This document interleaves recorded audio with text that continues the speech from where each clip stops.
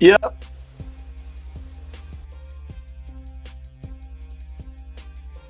Dan Harrelson from Chuck Oliver, so he will call early. Just a heads up. I said I got a 10:30, and it's Chuck Oliver with Dan Harrelson producing, so he will call early. I'm just giving you a heads up. So.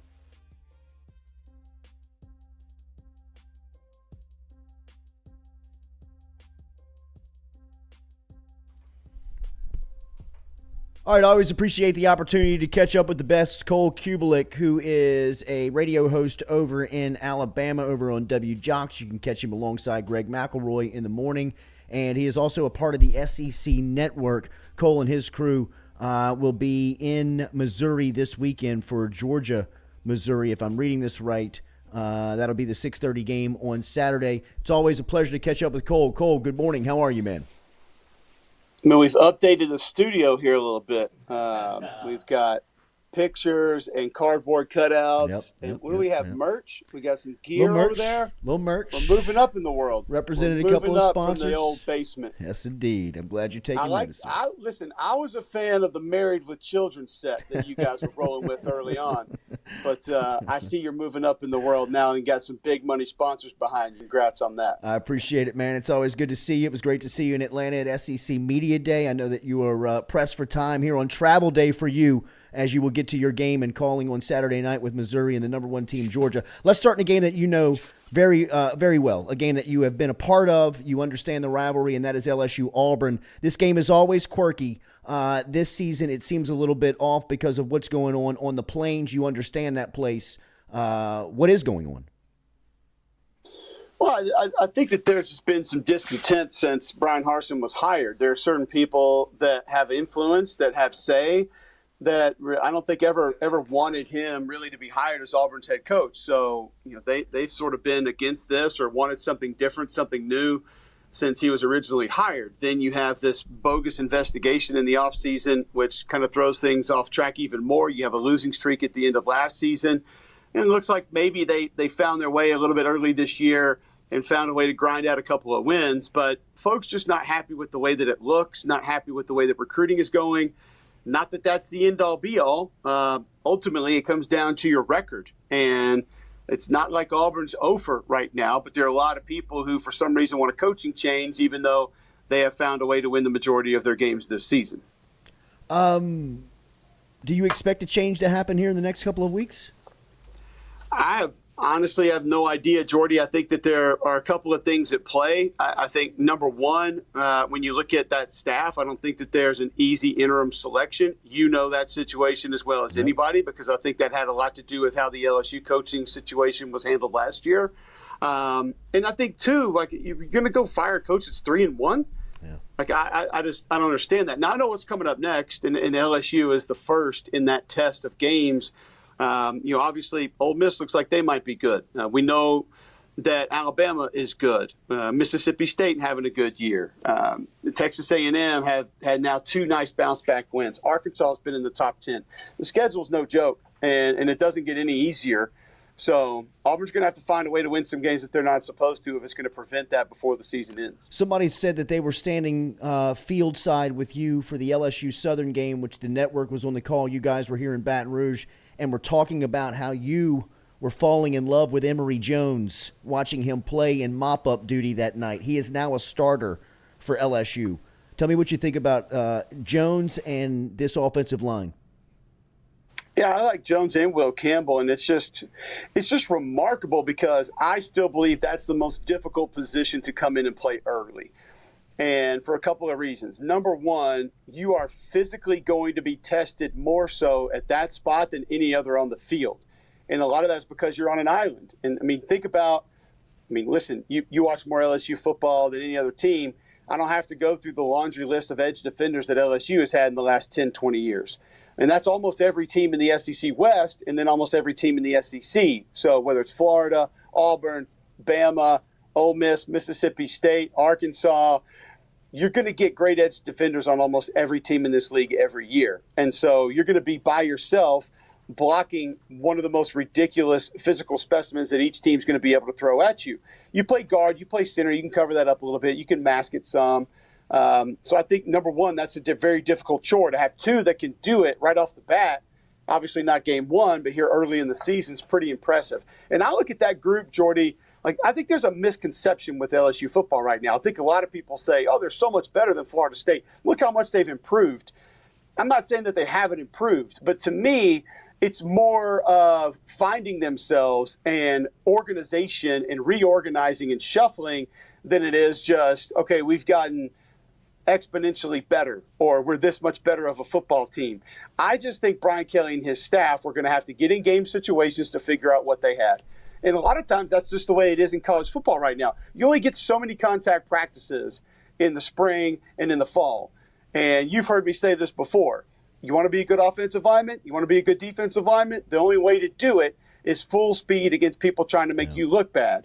That's the only way to figure it out. And those reps are very limited. So not that anyone treats game repetitions as practice, but honestly, the first quarter of the season has become an extended practice, really. You don't know exactly what you have until you get into that, and you let those guys go against live teams, again, that are trying to make you look bad. So I think there was just a little bit of figuring out that Brian Kelly needed to do. Now you got a team that's playing mostly a freshman tight end. It's playing two freshman tackles. You got a freshman linebacker playing a lot. So this team's going to continue to grow. I think LSU is just ascending, and I could see that continuing over the course of the year. You got the guy who they believe is their best tailback who's now back in uniform. Like I mentioned before, Harold Perkins is the guy that's going to really help Matt House on defense. So he's back in. Then you look at the defensive line. I mean, you lost your best interior defensive lineman the first, series of the first game. Then you lost one of your edge defenders to a targeting, so he's out the first half of the next game. Then Olajari doesn't play in the next game. He, had a little bit of a ding. So you haven't really had collectively everybody together very much. So I think this has been sort of a learning curve for this LSU football team. None better described than that offensive line where you take Dellinger and move him over to guard, then you move a tackle to guard to right tackle, then you get a different right tackle come in. So it's just been figuring out who the best five is, and then you get Seven Banks back. He's a guy that can now help you in the secondary. Still waiting on a few more. So I just don't think that LSU knew exactly what they were or what they had, and they were going to have to see in a couple game situations. Now the majority of the lineup is solidified, and you can go coach them the way you want to, and you can install things that best suit what you have at each position. How do you like Daniels as a signal caller? I think he's a guy that gives you ways to win. Obviously, he's dynamic with his legs, and that was another part I think that this coaching staff needed to figure out. When we sat down with him before the Southern game, I was surprised to hear the emphasis on tempo. And Jack Marucci, one of the all-time greats, told me that he was tracking what he did from a tempo perspective in that game against Florida State. I think he told me he was 9 for 9 when the play clock was at 18 seconds or higher. So he thrives when they go faster. Then Denbrock and Kelly both told us, hey, we think tempo is going to be something we have to do to be successful this year. I didn't expect to hear that about this LSU team going into the season.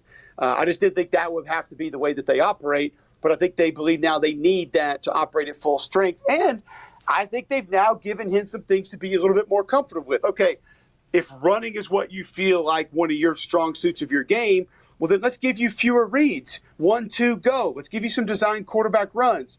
Have the confidence to tuck the ball and go instead of overthinking things, just trying to get to your third, fourth progression. And I think once the coaches became more comfortable with that, began to coach some of that a little bit more and install things that were going to help that part of Jaden's game, you're seeing him now thrive as an SEC quarterback. I mean, only he and KJ Jefferson have accounted for more than 1,000 yards this year in the SEC. So he's doing something right. And I think, again, he's a guy that with now what's around him has a chance to continue to sort of slowly grow throughout the course of the year. All right, I only have you for a couple more minutes, so I want to get you around the SEC. Kentucky and Ole Miss feel like the best game on paper this weekend. What do you make of that one in Oxford? This could be awesome. I think that there's so much about these two teams to like, and then there's so many things about these two teams, Jordy, that we just don't know.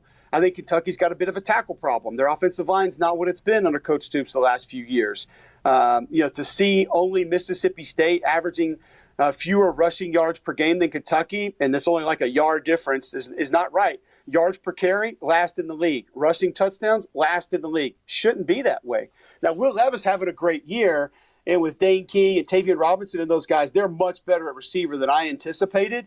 And that's really what's helping them out.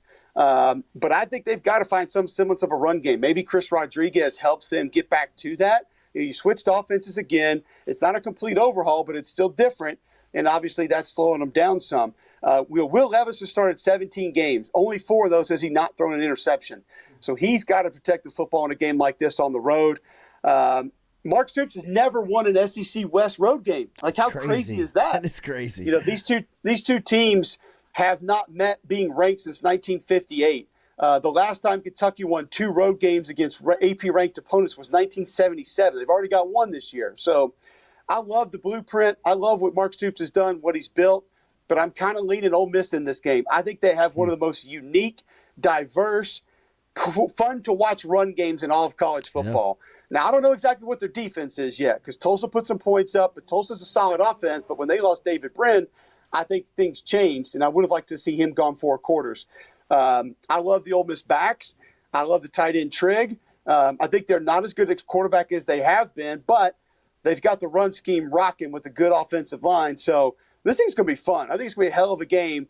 And I'm almost interested in finding out the answers to some of the questions we have about these teams than I am finding out, who actually goes on and wins the game. Yeah, I agree. This is going to be a very cool game to watch because you'll learn a lot in watching these two. All right, for the sake of time, I'm going to ask 2 and the last one. You wrap it up and I'll get you out of here. Alabama, Arkansas, of course. 17 feels like a lot, Cole. What's your thoughts on that? And then Mississippi State, Texas A&M, and I'll get you out. Yeah, that A&M State game, I think, is flying way under the radar because A&M has now bounced back with wins against Miami, who just lost to Middle Tennessee, so maybe it wasn't so much of a bounce back. And then obviously taking out Arkansas, a team that looked like they outplayed them for the majority of that game. And if you just look at the box score, you wonder how in the hell A&M won that game. One massive turnover obviously leads to a 14-point swing. Play of that game was probably the previous play where Damani Richardson comes down and makes the tackle one-on-one on the 3-yard line, where if that goes in, Arkansas is in full control and probably walks on to a victory. Instead, that turns into 7 the other way. I still have a lot of questions about A&M. That D line is young, they're active, but they're so inconsistent. And I think Will Rogers, unless you can do the things that LSU did, take advantage of some special teams mistakes, and then be able to get home with 3, which I'm not sure A&M's going to be able to consistently do that just yet. I lean State at home in that game. One reason being that A&M is just so young, and I'm not convinced that Max Johnson is just seeing everything the way that he needs to see it just yet. That Alabama-Arkansas game is going to be a lot of fun. I think 17's way too much in that game. I think Arkansas, even if you just watch the tape, the Arkansas offense was moving the ball last week. Like there's nothing about that offense that's problematic. You just have to be careful on first down trying to reach the ball across the plane. So would they like some more explosive plays down the field? Probably, but I mean, Rocket Sanders is an awesome tailback. Ricky Stromberg's playing great ball at center.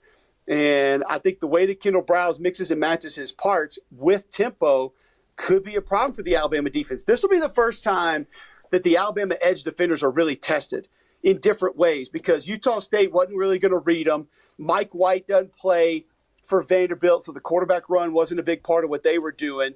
So now, and Texas was get the ball out quick. That was Sark's plan, and it worked well. Pete Golding even explained to us last weekend what a headache that was. So I think now you got a quarterback that's going to have some zone read. He's going to have some RPO. He's going to get you on the perimeter, and they're going to they'll have some bootlegs, play actions. They will test those Alabama edge defenders like nobody else has. Now, the only way that it works for you is if you can find them over-aggressive or out of position, which doesn't happen too often, but that has to take place if Arkansas is going to find a way to win this game. And I'm interested to see that front because they have gotten to the quarterback. The back end's not as bad as everybody's making it out to be because I think that there's been some missed tackles, and then they've had to shuffle some pieces. So can Bryce Young avoid pressure and make plays down the field? That's the biggest question in that game. You're listening to the Jordy Culotta Show live on YouTube. Catch it every day, 7 to 9 a.m., wherever you have internet access. Oh, my guy, the host of Mac and Cube. You said you wanted me to close it out. I listen to his pod every day on WJOX 94. I thought I was going to beat Charlie. I didn't. You were fantastic as always. Have a great call in Missouri. I'll see you soon, man. Thanks, man. Good talking to you, Jordan. Always. There he is. Cole Cubelic, the absolute best. Don't overthink it, ABC. when you move to a primetime slot in the SEC, is getting that billing. Make this man the color commentator. He's the absolute best. Ooh, I mean, what a pro. What a pro. Make that a promo. Absolutely. Yeah, it's got to be. That. It's too easy. Thank you for listening. Like, share, comment. We'll talk to you later.